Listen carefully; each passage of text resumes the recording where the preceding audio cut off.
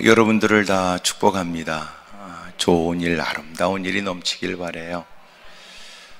계획된 일에 하나님이 함께 해주심이 드러나고 또 힘쓰고 애쓰는 일에 보람도 있기를 바라고 또 흘리는 눈물만큼이나 또 많은 사람들에게 환한 미소를 띠고 또 베풀 수 있는 넉넉한 환경도 또 마음도 여건도 되시기를 바랍니다.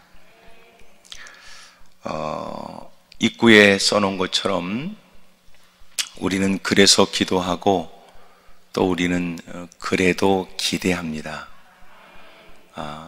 어렵기 때문에 주 이름을 부르고 주님밖에 없기 때문에 기도하고 또 그 어떤 좋은 조건보다도 주님만이 우리를 책임져 주실 분이라고 믿어져서 그래서 기도하는 사람들.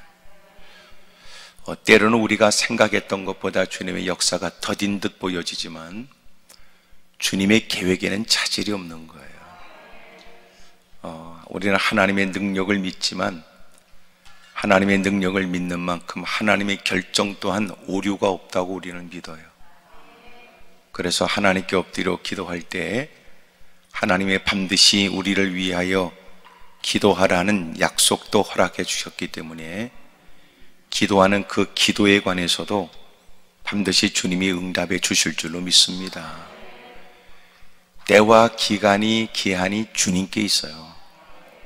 또 그 모든 일을 행하시는 주님의 방법 역시 가장 적절한 방법이라고 우리는 믿습니다. 그래서 우리는 그래서 기도하고 그래도 하나님을 기대하는 거예요. 우리가 보는 우리의 시각으로 보여지는 것이 모든 것에 다라고 말할 수는 없어요. 왜냐하면 하나님이 계시고 또 하나님이 쓰시는 사람들은 곳곳에 있습니다. 낯선 장소에서 만난 오랫동안 기도했던 기도에 대한 응답으로 주님이 붙여주는 사람들이 있어요. 전혀 생각지 못한 일을 만나 당황스럽기는 하지만 그 가운데도 하나님이 기가 막힌 방법으로 하나님은 하나님의 일들을 이루십니다. 우리는 그 하나님을 믿는다 말이에요. 오늘 성경에 보여지는 오병이어의 기적은 여러분 우리가 이미 잘 알고 있는 듯 보여지지만 그 속에 담겨진 하나님의 깊은 뜻을 우리는 간구하는 것은 아닌지 잘 안다는 것 때문에 실제적으로 잘 모를 수도 있어요. 잘 아는데 잘 모를 수도 있어요. 교회 안에서 누군가하고 친분이 있다 싶어서 그 사람에 관하여 뭔가를 알고자 그와 친분이 있다는 사람들을 만나서 평상시 우리가 볼 때는 당신은 그 사람과 그래도 친하고 가깝다고 보여지는데 그 사람은 어떤 일이 있느냐라고 할 때 말을 해서는 안 될 말이기 때문에 침묵하는 건지 아니면 정말 몰라서 말을 안 하는 건지 의아스러운 때가 있어요. 내가 그 사람과 다른 사람과는 구분되고 그 사람과는 좀 친분이 있는 듯하나 사실은 나도 모른다. 사실은 나도 모른다. 놀랍지요? 우리가 하나님을 향해서도 마찬가지야. 하나님에 관하여는 나도 좀 아는데 하나님은 모른다. 그래도 누구와 저 사람과 대화를 많이 하니까 가깝다고 여겨졌지만 알고 보니까는 무사람들이 아는 것 그 정도밖에 아는 게 없어요. 우리가 세상을 보면서 보여지는 게 단가? 믿음이라는 건 뭐냐? 하나님이 우리는 보여지고 하나님이 그 모든 곳에 뜻을 두고 하나님이 전적인 모든 일에 제일 원인자가 되셔서 그 모든 일을 섭리하고 주관하고 있다고 우리는 믿기에 그래서 남들이 보는 것과 다른 것을 보고 다른 것을 알고 그래서 다른 방식으로 결정하고 사는 사람이에요. 그게 신앙이 아니에요. 다른 사람들은 보여지는 그것이 다라고 생각하고 처한 환경 그것이 다라고 생각하지만 하나님을 섬기는 사람들은 똑같은 현실과 어려움 앞에서 그 문제에 대한 평가는 전혀 다를 수 있죠. 한숨 쉬어야 될 일에, 탄식해야 될 일에, 낙담해야 될 일에 푸념으로 시간을 보낼 때 절망된 모습으로 누군가의 격려와 위로도 스스로 거부할 만큼. 그런데 놀라운 것은 그가 하나님을 믿는 사람으로서 전혀 다른 해석을 내놓는 거예요. 하나님의 역사하시면 된다는 전제 아래 주님이 그것조차도 우리에게 새로운 간증거리가 될 수 있다라고 하는 전제 아래 말이에요. 오병의 기적에 대한 얘기를 다시 살피려고 합니다. 요한복음 6장 1절. 그 후에 예수께서 디베랴에 우리가 잘 아는 갈릴리 바다 디베랴의 갈릴리 바다 건너편으로 가심에 큰 무리가 따르니 이는 병자들에게 행하시는 표적을 보았음이로라. 예수께서 산에 오르사 제자들과 함께 거기 앉으시니 마침 유대인의 명절 곳곳에서 유월절을 지키기 위해 많은 사람들이 예루살렘으로 몰려들 때 이미도 소문을 듣고 사람들은 예수님을 만나고 싶었을 거예요. 5절에 이미도 예수님께서 눈을 들어 큰 무리가 자기에게로 오는 것을 보셨습니다. 빌립에게 이르시되 우리가 어디서 떡을 사서 이 사람들을 먹이겠느냐. 그들이 허기져 있음을 아시고 주님은 말씀만 가르쳐 주시는 게 아니고 그래 우리의 영혼을 깨어 일어나게도 하시지만 우리의 육의 문제도 주님이 관심을 가지세요. 우리의 육의 문제도 주님이 간과하지 않으세요. 주님은 우리의 육의 문제도 해결해 주기를 원하세요. 십자가를 짊어지시면 우리의 질고와 우리의 고통을 담당하기 위해서 그러세요. 그러기에 우리는 우리의 개인적인 육체적인 생활적인 일들도 얼마든지 구할 수 있습니다. 단 그것이 주님을 이용해 먹겠다는 게 아니라면, 이해가 되지요? 주님을 이용하겠다는 뜻이 아니라면, 주님을 더 잘 섬기고자 하는 중심이라면, 불편한 중에도 주의 영광을 위해 바둥거리고 살아가는 그가 하나님께 간절히 기도하는 바, 하나님, 해야 될 일은 많은데 최선을 다하여 힘쓰긴 하나 주님, 체력이 딸리긴 합니다.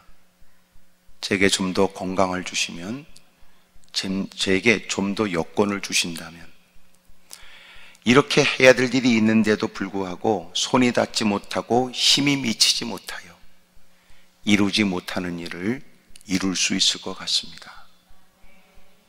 주님, 제게 힘을 주십시오.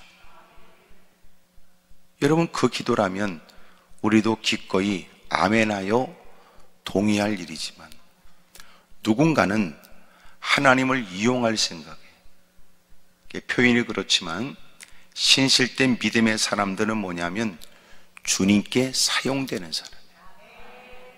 큰 집에는 여러 그릇이 있다. 금그릇도 은그릇도 나무그릇도 질그릇도 있게 마련이지만, 그러나 주인이 정작 쓰는 그릇은 따로 있다. 쓰는 그릇이, 아낀다고 해서 안 쓰는 것도 있지만 진짜 써서 사람들 앞에 내놓고 싶고, 자기도 식사할 때 자기 셀프 프라이드로, 그래서 그렇게 그릇에, 어느 그릇에 담아서 어느 찻잔에 뭐 이런 생각이 있단 말이에요. 귀하게 쓰는 그릇이 있다. 즐겨 쓰는 그릇이 있단 말이에요. 사랑하는 여러분, 주님께 사용되어진다는 건 큰 복이죠. 어둠의 세력이 우리를 쓰려고 합니다. 우리를 이용해 먹으려고 그래요. 하지만 우리는 이용당하지 않는다. 지금까지는 죄의 종로로 타고 살았지만 이제는 나는 정과 욕심을 십자가에 못 박고 나는 내 삶을 하나님께 드린다. 의의 병기로 쓰여지기를 원한다. 그러니까 우리는 궁극적으로 하나님께 쓰임받기를 원하고 쓰임받는 걸 최고의 영광으로 여기는 거예요. 하나님은 누구라도 쓰실 수 있을 때 하나님이 나를 주목하여 나를 쓰시겠다고 하니 내가 누구와 비교할 때는 열악하고 누구 또한 나를 볼 때는 하찮다고 여겨지나 하나님이 그런 나를 쓰시겠다고 하니 은혜지요. 은혜지요. 그때 기꺼이 그가 그 주님의 마음을 알아 크나큰 은혜인 줄 알고 쓰임받기를 간절히 사모하여 쓰여졌을 때 그때 흔적이 되고 열매가 되고 또 훗날 상급이 되는 거예요. 근데 적지 않은 사람은 하나님께 사용되어지는 크나큰 은혜에 대한 기대보다 오히려 주님을 이용하려고 하는 마음을 품고 있다면 주님이 그렇게 하찮은 인간들에게 농락당하지 않습니다. 그러나 간혹 누군가는 자기의 하나님을 이용하려는 못된 마음이 감춰졌다고 생각하는 사람이 있다면 하나님은 만홀히 여김을 받지 아니하시나니 하나님은 결코 속임당하지 않는다. 만약 네가 속였다고 생각하는 건 너 혼자의 착각적 생각이지 주님은 결코 우리에게 농락당하지 않는다.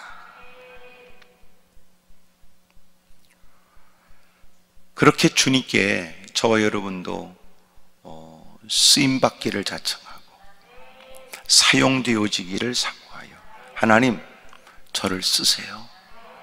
저를 쓰시는 것을 저는 최고의 영광으로 알게. 하나님이 지금까지 우리의 삶에 깊숙이 내가 알지 못할 때도 나를 사랑하여 모든 일상에 개입해서 터득하고 배우고 훈련하고 가꾸어지게 하신 주님, 비로소 내가 눈이 열려 귀가 열려 깨닫게 된 바 지금까지 모든 가꾸어진 것은 내가 누구보다 우월하다는 착각과 오만 속에 살았으며 칭찬 속에서 거들먹거리고 살았는데 이제 보니 하나님이 제게 이 모든 것을 갖추게 하셨으며 무사람이 부러워할 만한 재능도 지니게 하셨던 겁니다. 그래서 은혜를 받으면 나타나지는 게 뭐냐면 과거와 현재와 내일이 풀리기 시작하는 거예요. 지난날의 아픔도 하나님이 나를 하나님께로 돌아오게 하시기 위한 조치였구나. 그 못된 인간들로 인해서 겪지 못한 그 괴로운 일조차 그래서 하나님께 무릎을 꿇게 하시려고 하시는 하나님의 인도였구나. 전도지 한 장으로는 택도 없는 고집에 주변의 사람들이 교회 좀 가자고 건네는 얘기에 완악하여 거칠게 외면하는 그에게 그가 의지했던 것들이 무너지고 기댔던 것들이 깨져버리고 생각했던 모든 계획들이 허물어지면서 그는 막연하게 내가 생각하는 계산대로 되지 않는다는 일들과 누군가 건넸던 얘기가 그에겐 떠올라지지요. 하나님이 계신 건가? 하나님이 계시다면? 그래서 어색한 모습으로 하나님 전에 다가왔던 그가 주님의 은혜로 주님이 그의 지각을 총명을 밝히 열어주심으로 그는 지금까지 살아왔던 인생에 대한 해석이 열리는 거예요. 하나님이 인도했구나. 하나님이 돌봐주셨네. 나는 지금 이제서야 하나님을 알지만 그 하나님이 이전부터 나를 사랑하셨네. 그리고 그런 많은 과정을 통하여 하나님 앞에 부복하게 하셨던 거구나. 그러면서 오늘의 문제를 해석하게 돼요. 재해석. 사람들이 내 문제에 관해 전문가의 조언이 있고 인생을 오랫동안 살았다는 연륜 있는 사람들의 조언도 있게 마련이지만 드디어 하나님을 알게 되자 하나님 앞에서 성령이 말씀을 통해 비추어 오늘 현실을 들여다보게 하시는 거예요. 철없을 때는 내가 성경을 접해도 내가 성경을 보고 나름대로 성경의 의미를 생각했지만 성령의 조명 아래 하나님의 말씀이 깨달아져 내게 적용되기 시작하자. 말씀이 나를 비추어 그 문제가 하나님이 뭘 원하시는지 메시지를 읽기 시작하지.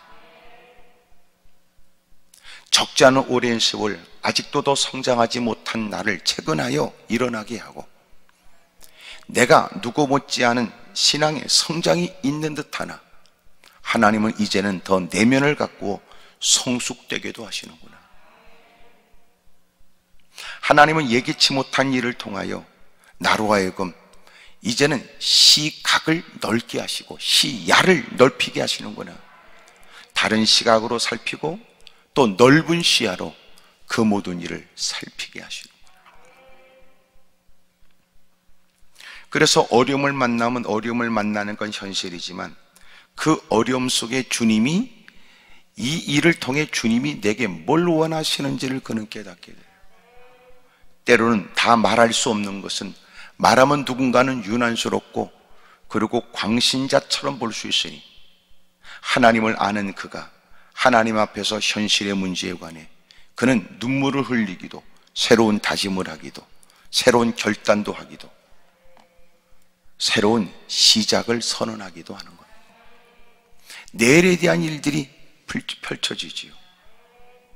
요새 이런 상황에 내일이 불확실하고 자신의 삶도 지금 버거운 처지에 들려지는 얘기는 불확실한 얘기만 들려진다면 불안하고 힘들게 마련이지만, 놀라운 건 주님이 과거 일들을 알게 하고 오늘 현실의 일들을 새로운 눈으로 보게 하시더니 마침내 내일에 대한 새로운 확신도 갖게 하는 거예요. 지난날 나를 도우셨던 주님이 오늘도 나와 함께 하시는 주님이 나를 이끌어 주실 것이라고 믿는 거예요. 그래서 신앙의 가장 확실하고 탁월하게 나타나지는 독특한 모습은 평안입니다. 평안.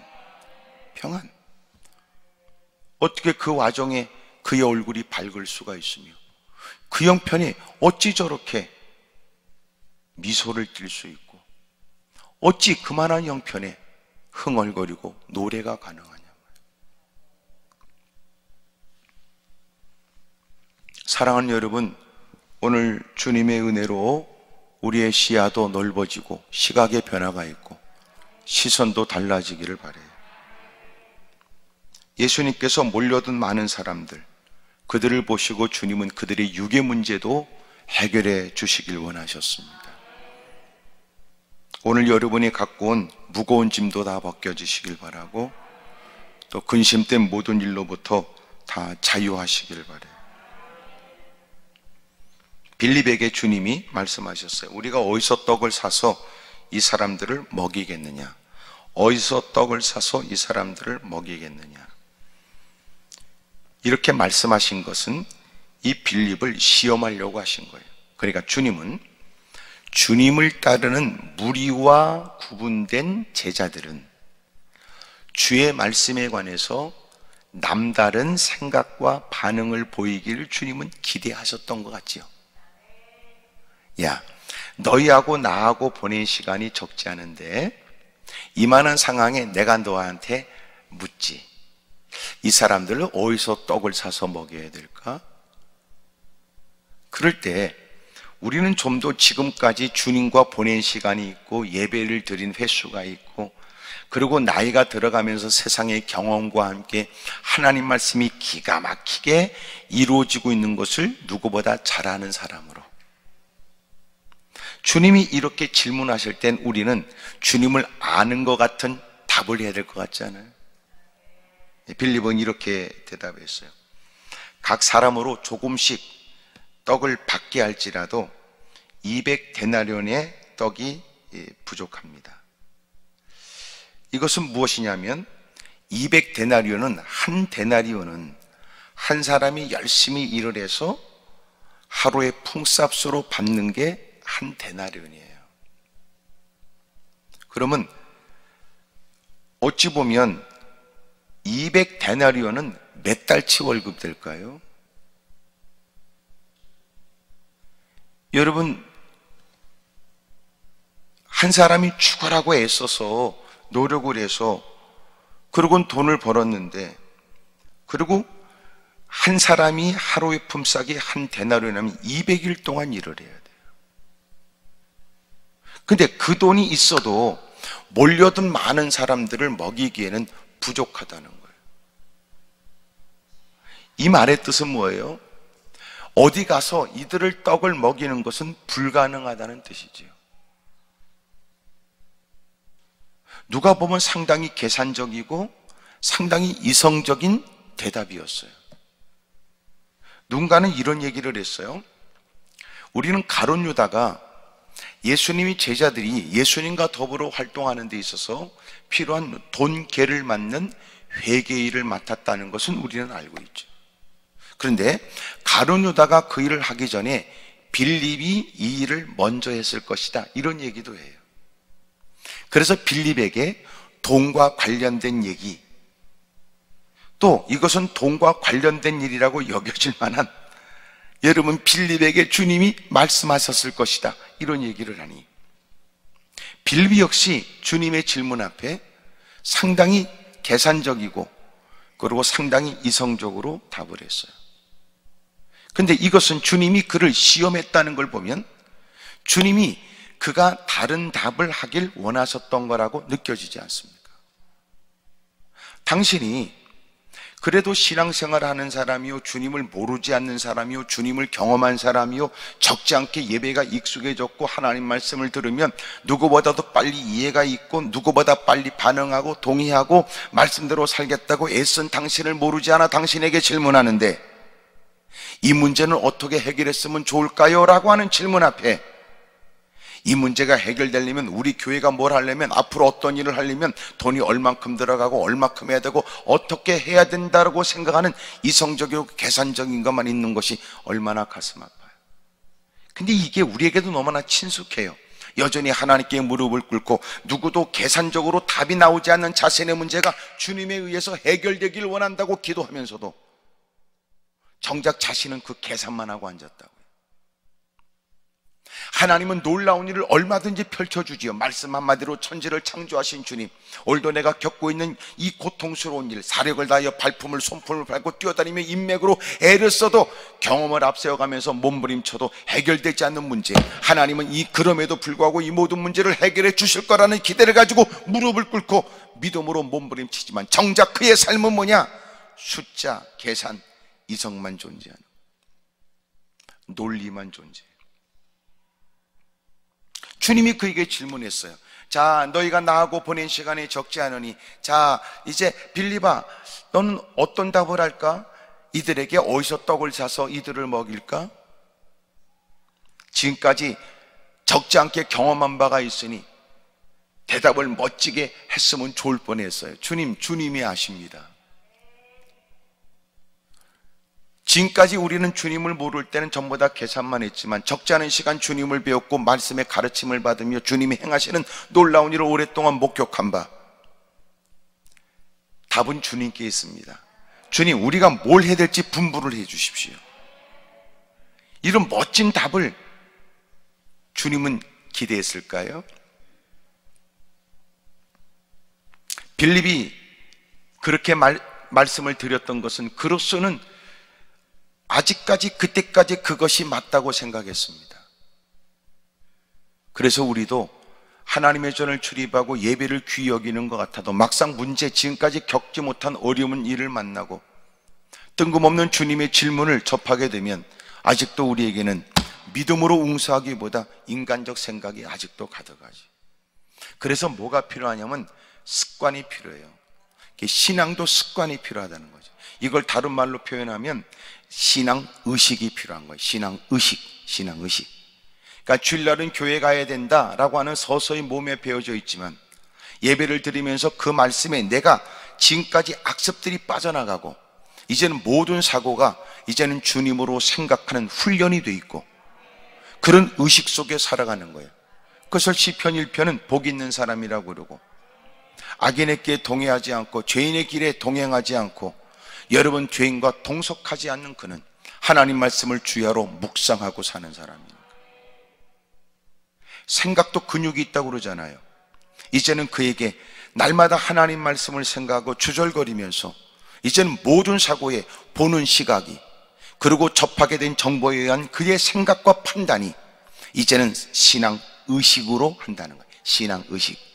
이렇게 되는 것이요, 본인이 의도적으로 애쓰지 않으면 안 돼요. 왜냐하면 세상의 유혹은 너무나 잔인해요. 세상의 유혹이 너무나 잔인하다고요. 하나님께 무릎 꿇고 눈물 쏟고 새롭게 결심하고 다짐한 우리를 예배가 끝나고 밖에 딱 발을 내디면 세상은 너무 잔인해요. 그렇게 영혼을 받고, 여러분 영향을 받고 도전을 받고 새로운 다짐을 한 그를 순식간에 다 완전히 짓밟아 버려요.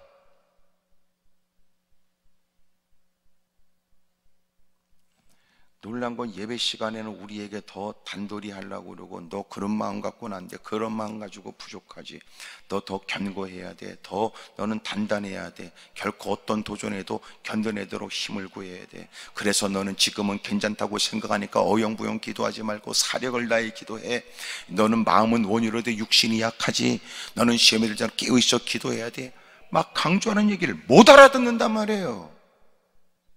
순간 느낌이 있어 눈물을 쏟고 두 주먹 불끈 쥐고 다짐하지만 세상에 발걸음하면 딱 내밀면 잔인하게 짓밟아버려요. 늘 우리는 그런 일을 겪었고 그런 꼬락선 일을 반복하고 있으며,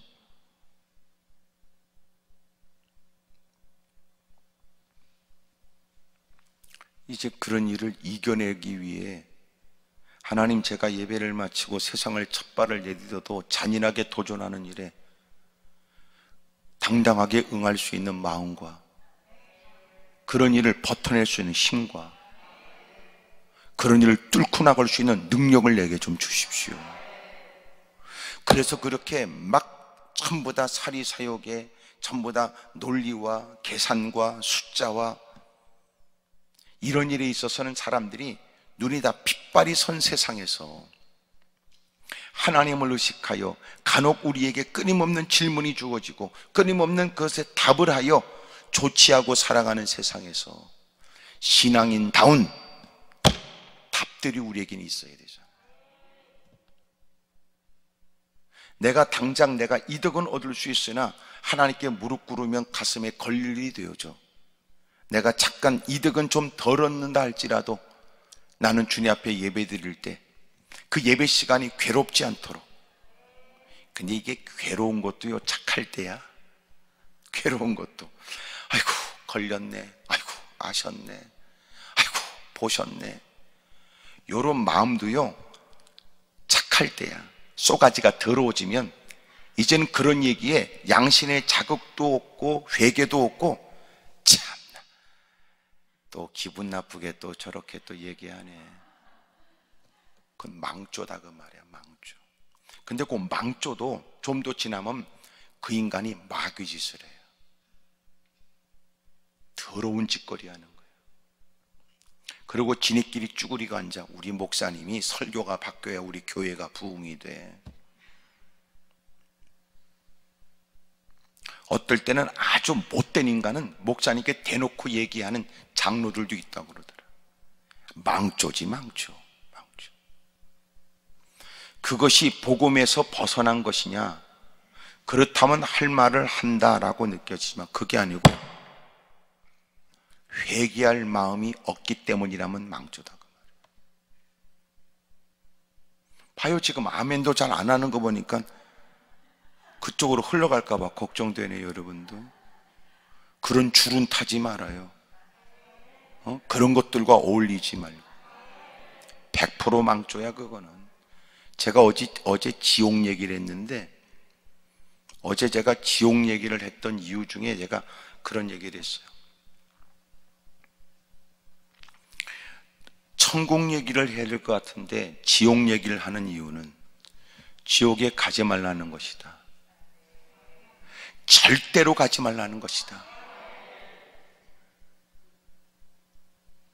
그리고 당신 주변에 지옥 갈 사람이 있다는 사실에 당신은 어떻게 생각하냐고. 그 끔찍하고 어두운 칠흑같이 달빛 하나 없는 끔찍한 어둠을 제가 얘기하면서, 그래서 더 밝은 게 더 빛나 보이게 하려는 것이다. 끔찍한 지옥 얘기를 하고 천국이 상대적으로 얼마나 좋은지를 깨닫게 하려는 것이다. 그래서 제가 어제 지옥 얘기를 했어요. 지옥에 가지 말라고. 그 지옥의 끔찍함을 느끼면서 지옥에 가지 않도록 나를 건져내 주신 하나님의 은혜가 얼마나 큰지, 이 땅에 어떻게 살아야 되는지에 대한 생각과, 이제는 그렇게 끔찍한 지옥에 들어가는 당신의 가족들과 이웃들에 관해서 당신은 어떻게 생각하느냐, 그런 말씀을 나눴다고요.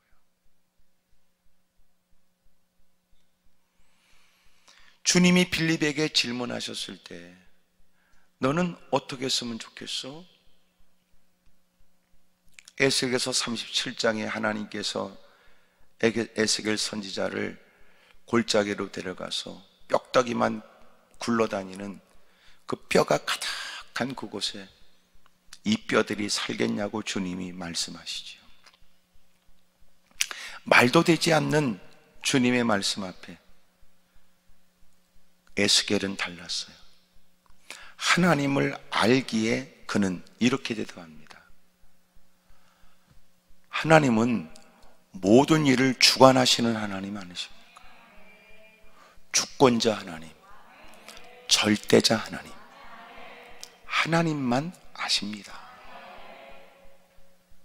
하나님만 아십니다. 죽은 자도 살려내는데 있어도 없는 것 같이 외면하여 풀어버리시는 주님, 어찌 우리는 그저 우리의 시각으로 있으니 있다고 그러고 봤으니 봤다고 말할 뿐이지, 그 모든 것들을 없는 것 같이 여기시고 있게도 하셔서 사람들로 하여금 하나님을 인식하게 하시는 하나님. 내가 볼 때는 이것은 희망이 없고 이것은 벌써 죽은 지 오래됐으니 살은 다 썩어 없어지고 뼈만 남아 바람에 놔둔 그 뼈들만 가득한 그곳에 이 뼈들이 살겠냐고 하시는 주님, 이것에 대한 답은 주님께 있습니다.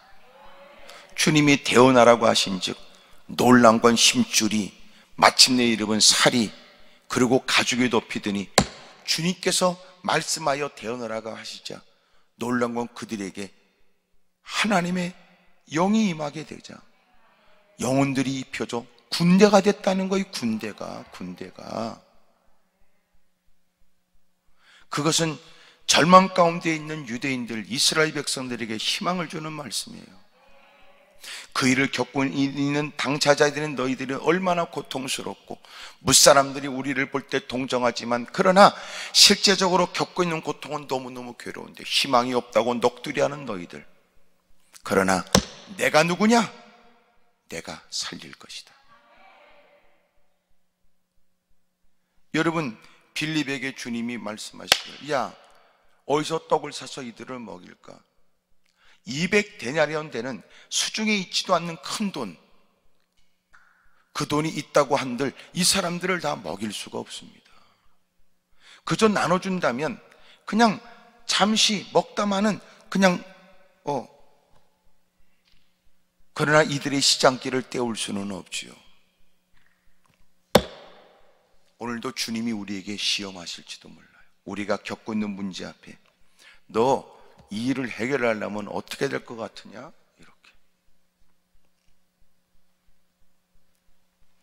오늘 특별히 기도하면서 하나님의 큰 은혜가 있길 바라요. 제가 어제 그렇게 생각했네. 예? Made by prayer. 예? 기도로 만들어진다. 기도로.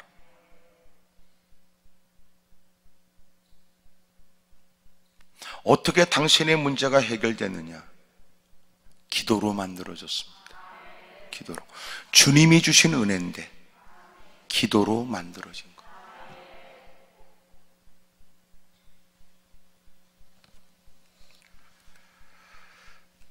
마침내 8절에 제자 중 하나고 시몬 베드로의 형제 안드레가 예수님께 여쭙습니다. 여기 한 아이가 있어 보리떡 5개와 물고기 2마리를 가지고 있는데 이것은 한 아이의 도시락이었으니까 오늘날 우리가 생각하는 도시락하고 다르지. 저도 무슨 뭐 그렇게 원치 않게 기회가 있어 도시락을 먹어봤더니 도시락이 참 저는 먹기가 좀 그렇더라고요. 허기지지 않아서 그랬을까? 너무나 막 염분이 많고 너무 짠 데다가 거기다가 하여튼 밥은 또 대빵 많더라고요. 그렇게 싼 것도 아닌데 말이에요. 나는 참 그렇더라. 양도 너무나 많고 누구의 기준을 뒀는지 잘 모르겠지만, 근데 이 당시에 한 어린아이가 어머니가 싸준 도시락 하나가 보리떡 5개와 물고기 2마리니까 보리떡이 대빵 큰 것도 아니고 물고기가 여러분 대빵 큰 것도 아니었어요. 그런 여러분 한 끼 식사에 맞는 보리떡 5개와 물고기 2마리였다는 거예요. 그러나 이것이 이 많은 사람에게 얼마나 되겠습니까? 한 어린아이가 예수님께 드리라고 제 손에 넘겨준 건 사실이지만, 그러나 이것 갖고 뭘 하지요? 예수님께서 그들로 하여금 다 앉게 했어요. 그것은 빈들입니다. 잔디가 있었고 사람들은 그곳에 앉게 되었는데 숫자는 5,000명쯤 되었습니다. 예수님께서 그 떡을 가지시고 축사하셨어요. 그리고 앉아있는 사람들에게 먼저 제자를 가까이 부르시고 그들의 손에 주님이 떡을 떼고 고기를 떼어서 그들 손에 넘겨주면 그들은 앉아있는 사람들에게 나눠주기 시작했어요. 어떻게 떼어줬는가는 모르겠어요. 어쨌든 그 모든 사람들이 다 먹었어요. 12절에 배부른 후에 예수님께서 남은 조각을 거두라고 그랬지요. 그들은 원대로 먹었으며 남은 조각을 거두었는데 놀라운 건 이에 고더니 보리떡 5개로 먹고 남은 조각이 12바구니에 찼습니다. 여러분, 놀라운 사건이 벌어진 거예요. 일로 인하여 사람들은 예수님을 새롭게 보기 시작했어요. 그래서 이렇게 우리의 식생활을 책임져 주신, 우리의 허기진 배를 채워줘 이렇게 넉넉하게 하시는 이런 분이 우리의 임금이 되어줘야 된다고 이들은 생각했습니다. 그러니 놀라운 사건이었어요. 이렇게 일어난 놀라운 사건은 주님이 보여준 겁니다. 주님이 이 사건을 통하여 주님께서 6장에 계속 읽게 되면서 나타나지는 건 주님이 생명의 떡이라는 걸 가르쳐 주세요. 그들의 허기짐을 채워주실 분, 넉넉하게. 요한복음 10장 10절에 예수님이 이 땅에 오신 것은 양으로 생명을 얻게 하고 이 땅에 부족함이 없고 풍성하게 하시려고 주님이 이 땅에 오신 거거든요. 예수님이 생명의 떡이 되신다는 걸 가르쳐 주는 거예요. 주님이 이들의 문제를 해결해 주셨어요. 근데 놀라운 건 주님이 해결해 주셨는데 주님이 한 어린아이를 통하여 역사하신 거예요. 주님은 지금도 뜻을 이루시길 원하세요. 이를 위해서 주님이 우리를 부르셨지요. 누군가는 우리를 바라보며 어찌 저 사람이 하나님의 자녀가 될 수 있냐고 하는 많은 사람들의 이해할 수 없는 항변의 얘기를 들으면서라도 여전히 누구보다 부족하게 짝이 없고 또 어떤 기준에 의하면 누구에게 여전히 욕을 먹고 있는 우리를 이런저런 방법으로 주님이 부르셔서 이 땅에 죄인을 부르러 오신 주님, 잃어버린 양을 찾기 위해서 오신 주님은 자기 백성을 건지기 위해서 오신 주님이 마침내 우리에게 그의 처지, 그의 형편, 세상의 평판으로선 상상할 수 없는 하나님의 자녀가 되게 하신 겁니다. 일방적 은혜지요. 전적 은혜입니다. 말로다 표현할 수 없는, 평생 갚아도 갚을 수 없는 은혜입니다. 그리고 주님이 또 우리를 모으셔서 주님은 또 우리에게 말씀하시고 주님의 심경을 우리에게 말씀을 통하여 토로하시면서 우리를 쓰시려고 하는 거예요. 누가 내 일을 할까? 누가 내 일을 위해서 자신을 드릴까? 이사야 선지자처럼 제가 하겠습니다. 지금도 하나님은 놀라운 일을 여전히 하세요. 여러분, 이렇게 우리는 누군가는 모든 삶이 과거와 달리 멈췄다고 여겨지지만 지금도 하나님은 일하세요. 이 어려운 때도 예수 믿는 사람이 있고요, 이 어려운 때도 그동안도 자유롭게 일상 속에서 마음껏 예배를 드렸던 사람, 그러나 불편함을 무릅쓰야만 예배가 가능한 때에 예전에 갖지 못했던 신앙의 진중함을 지닌 사람이 있어요. 믿음이 더 견고해진 사람이 있어요. 하나님을 더 경외하게 된 사람이 있다고요. 심판을 생각한 사람이 있어요. 주님은 지금도 일하신단 말이에요.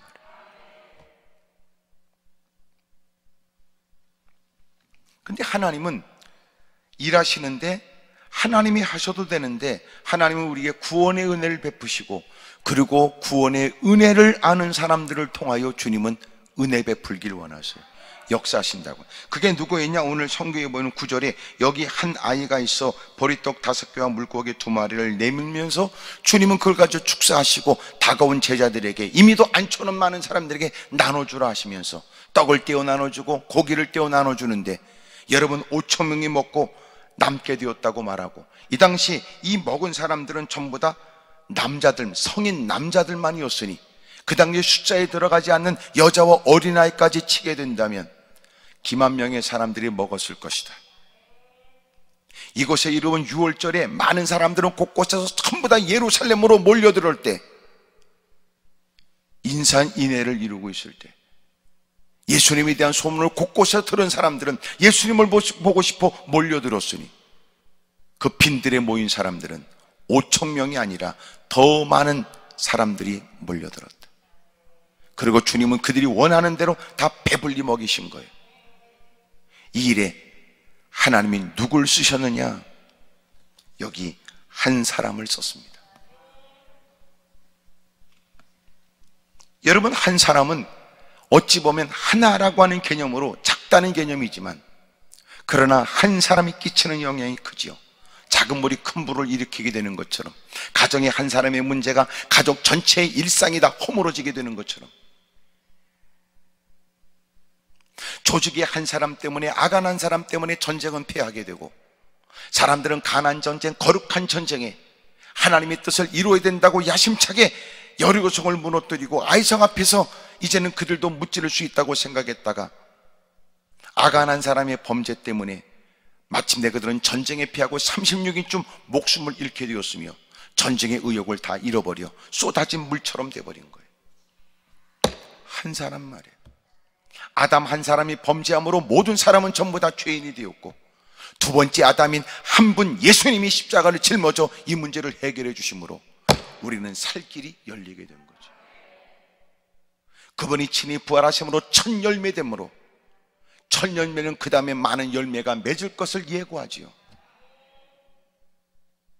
그러므로 우리는 부활의 은혜를 입게 된 거예요. 한 사람.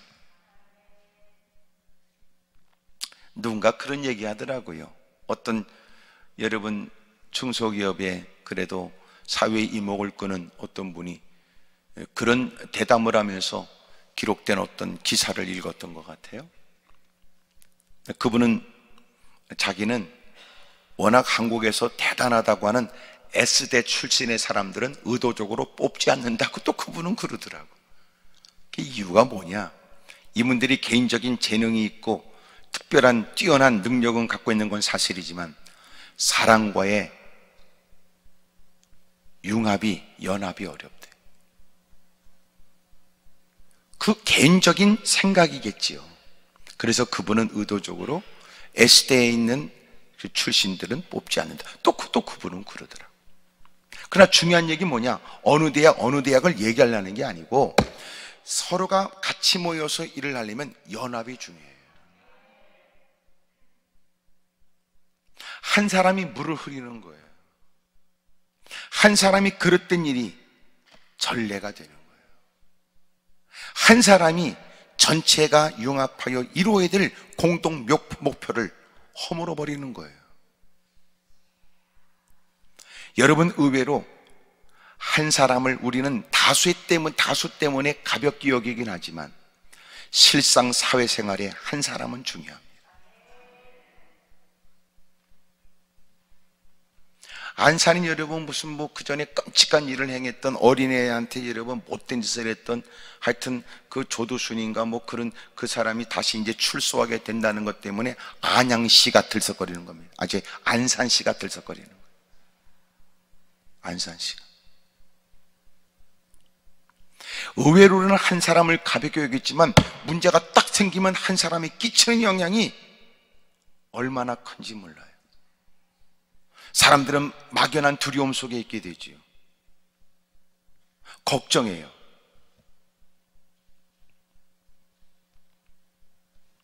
그만큼 한 사람은 중요해요.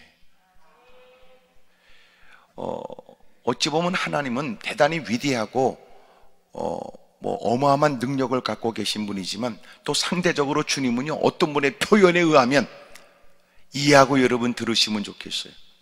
하나님은 쫀쫀하다는 거야. 또 쫀쫀하다는 거야. 이유가 뭘까요? 머리카락까지 세니까. 쫀쫀하게. 죄를 회개할 때는 남기지 않아야 되니 쫀쫀하게.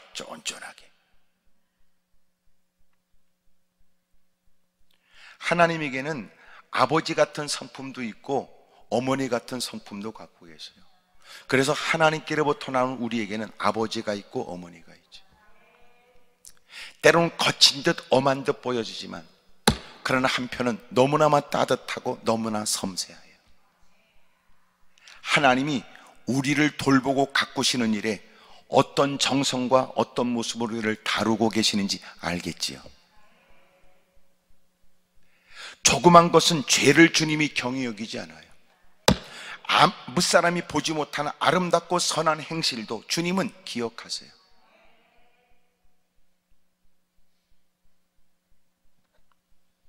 한 사람이 하나님께 쓰임받아요. 그리고 여러분 성경에는 5,000명, 그러나 그 당시 상황을 보고 우리가 예상하는 숫자는 몇 배나 더 많은 사람들이 여러분 배불리 원하는 대로 먹어요. 누군가가 가장 행복한 시간을 가졌을까요? 그 어느 때 경험하지 못한 들판에서의 만찬, 그 어느 때 경험하지 못한 여러분 그 큰 감격과 기쁨의 시간을 누렸을 거예요. 주님의 손을 거친 풍성한 식탁, 이적과 기적이 있는 식탁을 접했던 거예요. 한 사람만. 요새는 예배 시간이 그 한 사람이 중요해요. 예? 한 사람이. 왜냐하면 생각 없이 막 싸돌아다니다가 의식 없이 그냥 까짓거 그냥 참석했던 그 일에 그 사람 때문에 예배당이 폐쇄가 돼버리고 예배가 멈춰버리고. 한 사람이 중요해요. 이 말은 뭐냐? 목사님 말씀하셨죠? 나를 중하게 생각하십시오. 나를. 그런 싸가지 같은 생각을 하지 말고, 아이고 나 때문에 저토록 믿음 좋은 분들이 어려움을 겪을 수 있고, 그리고 교회가 문 닫을 수 있고, 또 이것이 뉴스에 나오면 기독교에 관해서 사람들이 함부로 도전할 수 있는 빌미가 될 수 있겠구나. 그래서 우리는 여러분 한 사람이 중요하기 때문에 코를 내놓고 있으면 확 쑤셔버리기 전에 쓰라고 이런 얘기도 할 가능성도 커요.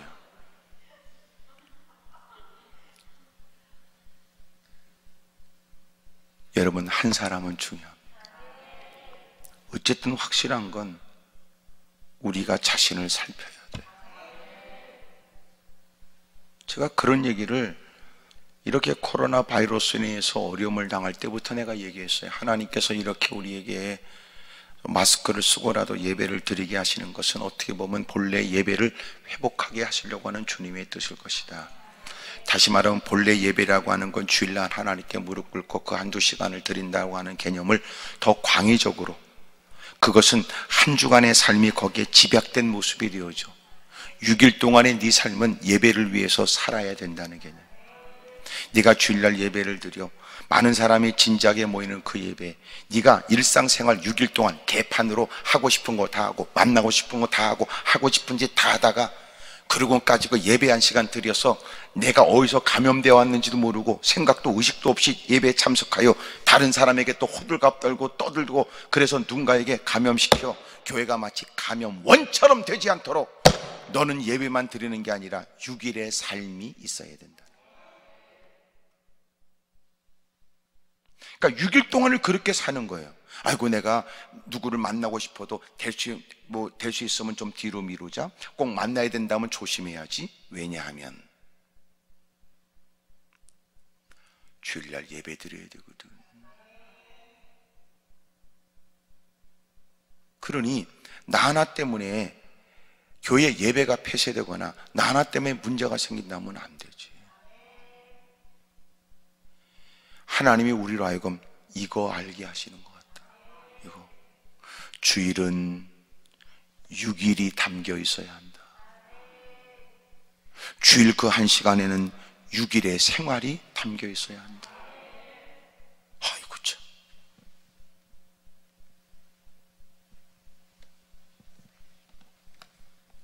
그래서 저는 다른 건 둘째치고 하나님이 우리로 하여금 예배에 대한 생각부터 온전하게 하시는 것 같고, 실제적으로 예배를 드리기 위해서 어떻게 해야 될 것인가를 6일 동안 생각하고 의식하고 살게 하시는 것 같아요. 이런 일들을 여러분도 생각하고 같이 느껴야 된다 그 말이에요. 아, 그렇구나. 그러니까 여러분 딱 이렇게 와서 예배 딱 드리면요, 옆에 사람이 쳐다볼까봐 절대로 보지 말고 빨리 집으로 달려가셔야 돼.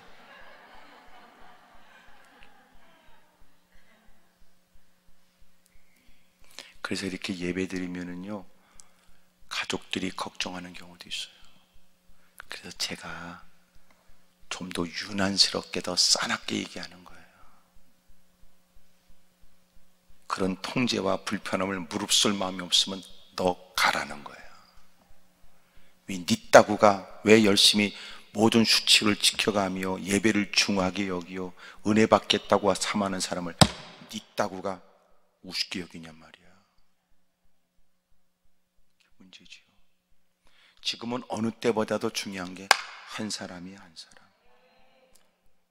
나는 여러분 때문에 교회가 부흥되기를, 여러분 때문에 주변의 사람들이 교회에 대한 생각이 더 밝아지기를, 여러분 때문에 누군가의 마음에 나도 교회 다니고 예수님을 믿고 싶다고 하는 새로운 동기유발을 일으킬 수 있기를 축복합니다. 할렐루야. 그 한 사람 보세요. 예수 믿는 사람은 더더욱 그래. 교회 다니는 한 사람이 문제 일으키면 사람들은 그 사람을 얘기하는 게 아니라 교회를 얘기해요. 놀라운 건 집사 하나가 문제가 생기면 사람들은 다 그 집사 이렇게 얘기 아니라 다 집사를 싸집어 얘기한다. 싸잡아서. 목사 한 사람이 문제가 생기면 다 목사들이 다 타락한 목사로 몰아간단 말이에요. 한 사람은 한 사람이 아니야. 그런 중에 하나님은 한 사람을 통하여 영혼들이 일어나기도 하는 거예요. 오늘 특별히 여러분 한 분이 달라진다는 것은 한 가정의 변화와 주변의 많은 분들의 변화를 기대할 만하겠죠. 오늘 여러분의 가슴이 식었던 가슴이 뜨거워지고 이전보다 더한 주님을 향한 열심이 있기를 바라요. 여러분 한 사람이 헌신하면 교회도 부흥될 겁니다. 할렐루야. 그런 얘기를 했지만 한 분이, 어떤 분이 왔는데 대빵 같은 좀 덩치도 크고 큰 분이 와서 하여튼 저한테 목사님입니까? 물어봐서 그렇다고 그러니까 저로 말할 것 같으면 그러고 자기 얘기를 한참 얘기해요. 내가 자기 무슨 뭐 캐리어 얘기를 듣겠다는 거야, 무슨 뭐 커리어 얘기를 듣겠다는 거야, 내가 무슨 당신 무슨 프로필을 내가 듣겠다는 거야. 다 짜고짜고더니 그런 얘기를 하지. 결론은 뭐냐면 암병에 걸렸더라고. 위암에 걸려서 왔다는 거야. 그러면 우리같이 정상적 사고를 갖고 있는 사람은 목사님이십니까? 물어보고 제가 사실은 이렇게 병원에서 위암 판정을 받아 내가 이렇게 올라왔습니다. 저를 위해 기도해 주십시오. 어떻게 기도하는 게 좋을까? 이렇게 물어봐야 되잖아. 근데 나한테 다짜고짜 말이지. 내가 이렇게 이런 데는 올 사람은 아니지만 어쩔 수 없이 온 형편이 된 건 그런 식이야. 나한테 내가 당신 같은 사람은 만날 필요는 없지만 내가 이런 구석까지 올 마음은 애시당초 없었으나 워낙 상황이 그래서 올라오긴 왔지만 나로 말할 것 같으면 그거야. 허유 같지 않은 인간이지. 내가 지를 보고 싶다고 그랬어. 내가 당신 누구냐고 물어보기로 했어. 아유, 별인간이 다 있더라고. 제가 지금까지 목사로서 30년이 훌쩍 넘는 시간 속에 하여튼 인간은 종류가 많다는 걸 내가 알아요. 참나.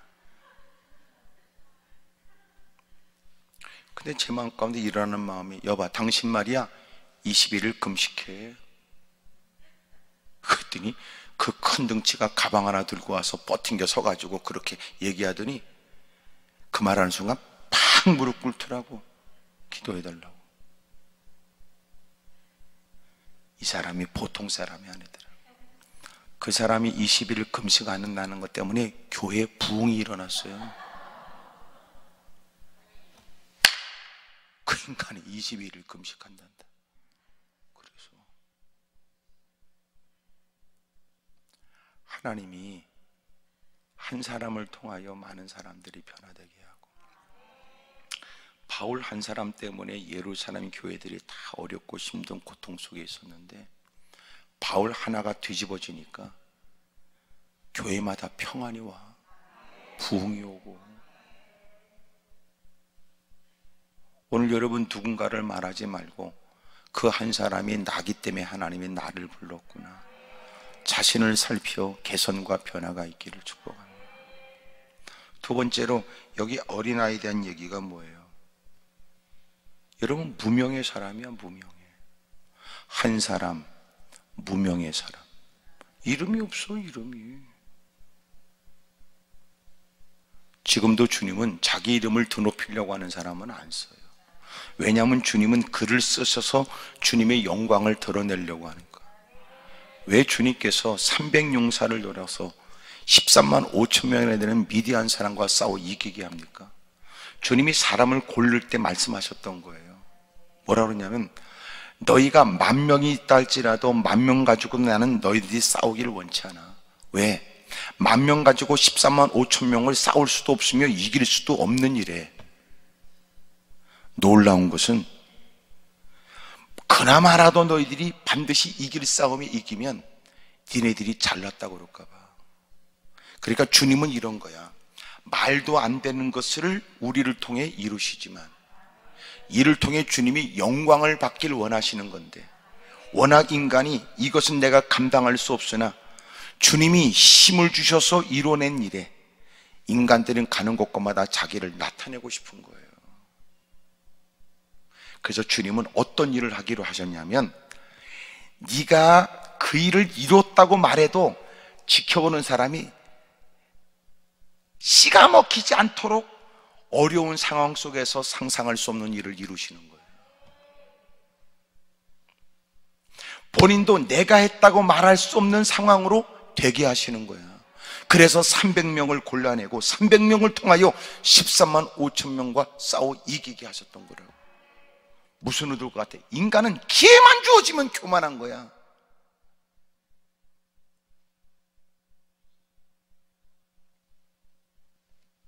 그래서 주님은 지금도 누굴 쓰기를 원하냐면요, 그저 주님의 영광을 위해 살고자 하는 사람, 자기 이름 석자 알려지는 거 중요하게 여기지 않고 오히려 자꾸 내 이름을 거론하면서 떠버리는 걸 더 주님 앞에 부끄럽게 느끼는 사람, 주님은 그런 사람을 쓰고 싶어요. 또 하나는 우리끼리 있으니까 얘기지, 자꾸 자기 이름이 드러나면요 100%, 내가 이렇게 말하는 거 좀 강력한 강조법이긴 하지만 100% 교만해져요.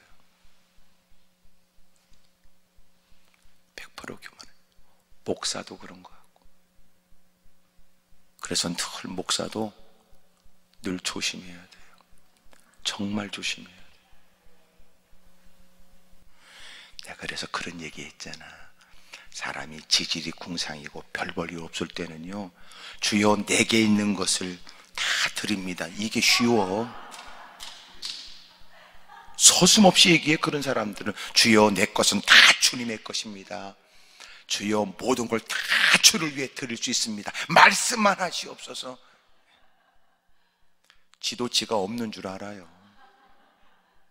그런데 형편과 여건이 하나하나 생기면 그 말을 못해. 그게 인간이야. 그러니까 솔로몬도 하나님이 주신 지혜로 부와 영광이 극에 달해. 여러분, 그 은을 돌멩이처럼 썼고 백향목을 잡목처럼 썼다니까. 전무후무한 왕이 되게 했어요. 그래서 그에게 늘어난 게 뭐예요? 믿음이 더 좋아진 게 아니라 여인들이 늘어났어.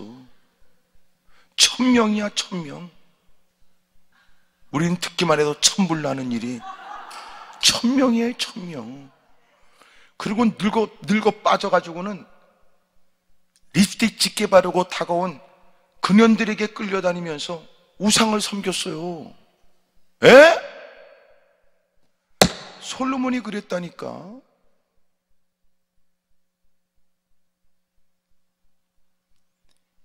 그러니까 절대로 자신하거나 장담할 게 없다고. 우리는 하나님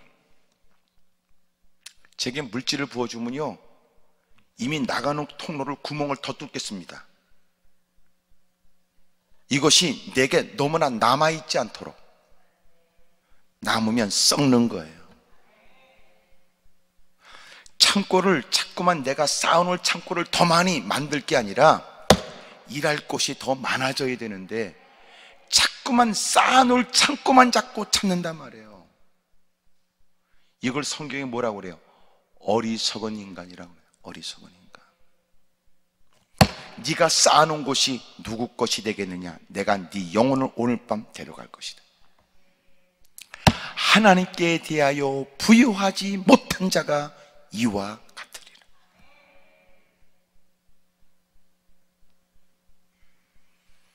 사랑하는 여러분, 오늘 성경에 보여지는 하나님이 쓰는 사람은 한 사람이었고, 놀라운 건 무명의 무명. 이름이 안 나왔어. 주님께서는 자기 이름을 드러내려는 게 아니라 주님의 이름을 드러내려고 하는 사람. 근데 놀라운 건 주님은 그의 이름을 높여주세요. 이게 무슨 말인지 이해가 됩니까? 내가 내 이름을 높이는 것은 주님이 용납하지 않지만 주님은 주님의 이름을 높이는 자를 주님이 그의 이름을 높여주세요. 어떻게 될까요? 그의 명성을, 그의 이름을 주변의 사람들이 다 듣게 하여 감히 하나님 때문에 그를 넘보지 못하도록 만드는 거예요.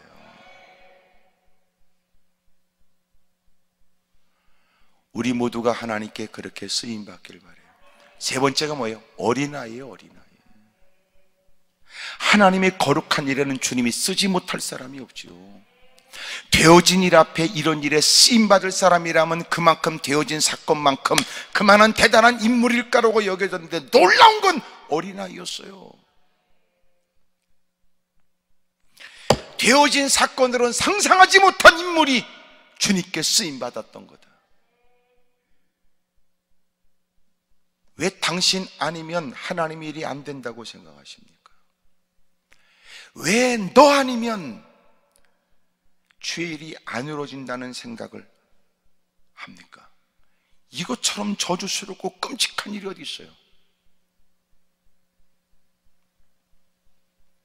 사울은 왕으로서 자기가 이 왕의 자리를 지켜야 되고 자기 자식이 대를 이어서 왕가를 이루어 그 다음 자리에 올라가야 된다고 생각했지만 갖고 있는 권력, 갖고 있는 힘으로 그 다음 하나님이 쓰시려고 하는 다윗을 죽이려고 했지만 희한하지요. 그 조그만 땅덩어리에 피할 데가 어디 있으며 각 고을마다 그 왕이 명령을 내려서 이제부터 결코 어떤 누구도 다윗을 살려주거나 다윗을 숨겨주면 안 된다. 때가 되면 그가 내 손에 잡힐 때 추궁하여 반드시 그의 과거의 행적을 살펴 누군가가 도와줬다고 내게 알려지게 되면 결코 내가 그를 내버려 두지 않을 것이다. 가는 곳곳마다 다 얘기해요. 추격합니다. 도망갈 데가 없습니다. 그런데 하나님이 지켜줍니다. 사울은 다윗을 죽일 수는 없지만 다윗은 사울을 죽일 수 있는 기회를 2번이나, 결국은 하나님이 그를 제거하죠. 그리고 다윗은 왕이 됩니다. 사랑하는 여러분, 잊지 마세요. 주님은 하찮아 보이지만 결코 내 적수가 되지 않는다고 사람들은 판단하지만 갖고 있는 힘으로 할 수 있다고 생각해요. 천만에요. 주님은 의외의 사람. 야, 그 권력도 나로부터 나왔어. 그 힘도 내가 주는 거지. 그것도 내가 허용함으로 이루어진 일에 힘을 갖고 위력을 행사하면서 거들먹거려 사람들이 그 앞에 아무 말 하지 않으니까 자기가 잘한다고 생각하거나 자기가 이것을 끝까지 유지할 수 있다고 생각하는 이 오만함을 주님은 보고만 계시지 않지요. 그리고 상대적으로 상상하지 못한 의외의 일들, 의외의 사건, 대수롭게 여기지 않은 조그만 일들, 그것이 치명적인 일이 되고 전혀 자기의 깜이 되지 않는다고 생각했던 의외의 사람이 영향력 있는 자리에 오르게 하고, 주님은 이렇게 일하세요. 사랑하는 여러분, 하나님은 한 사람, 무명의 사람, 결코 그만한 일에 적합하다고 여겨지지 않는 어린아이를 통해 주님은 그 많은 사람의 허기짐을 평생 잊을 수 없는 기가 막힌 만찬의 자리에 초청하여 주님이 그들을 배불리 먹이셨던 거예요. 떡이 12광줄에 남았다는 걸 보니까 12광줄이는 그 아이한테 줬는지도 모르. 사랑하는 여러분, 잊지 마세요. 주님은 사람을 통해 역사하세요. 당신이 알지 못하는 하찮아 보이는 무명의 누군가를 통해서도, 그러므로 사람들을 잘 선대하세요. 사람들에게 잘 선대해 주세요. 어린아이들에게도. 여러분, 아이들이 금방 커. 금방 교회의 중추적인 역할을 감당해. 어렸을 땐 하찮게 봤는데 그 아이들이 금방 교회의 중요한 역할을 감당해. 하하, 하나님은 지금도 사람을 쓰시니 우리도 희망을 갖는 얘기요. 우리 역시 사람을 대하는 자세 또한 달라야 된다는 걸 깨닫게 하시는 말씀입니다. 이왕이면 올라온 여러분들은 하나님께 다 쓰임받기를 축복합니다. 여러분 빈들을 복된 어마어마한 만찬의 자리로 만들고 일평생 기억나지 않는 하나님의 기적을 경험하게 만들어 오늘도 우리에게 희망적인 말씀이 되게 하셨으니 여러분 그런 어린아이 같이 저와 여러분도 쓰임받기를 축복합니다. 할렐루야. 한 사람, 이름도 밝히지 않는, 그리고 누구보다 미약하여 사람들에게 떠밀려 이래저래 움직여야 되는 하찮아 보이는 도움이 필요한 것 같았던 어린아이. 오늘 저와 여러분도 누군가가 볼 때는 아무것도 아닌 듯하고 우리 스스로도 아무것도 아니라고 말할 수밖에 없는 처지, 누구도 내 이름을 기억해 주진 않지만 때로는 누구보다 큰 문제 때문에 무릎을 꿇은 사람이 있는지 모르지만 오늘 주님이 이 말씀을 들려주시는 걸 보면 주님이 우리를 쓰실 의향이 있으신 거예요. 무엇보다 하나님께 쓰임받길 원하면 그것이 작은 거라도 그 드리는 거예요. 주님, 저를 써주세요. 이 많은 사람에 관해서 말씀할 때 그저 저는 들을 게 없어요. 제 도시락 하나요.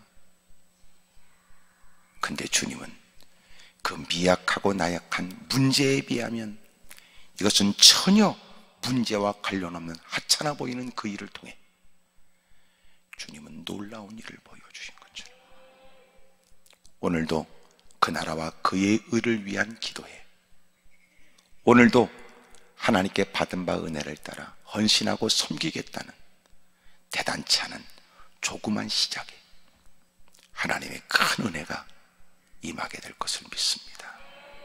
기도하겠습니다.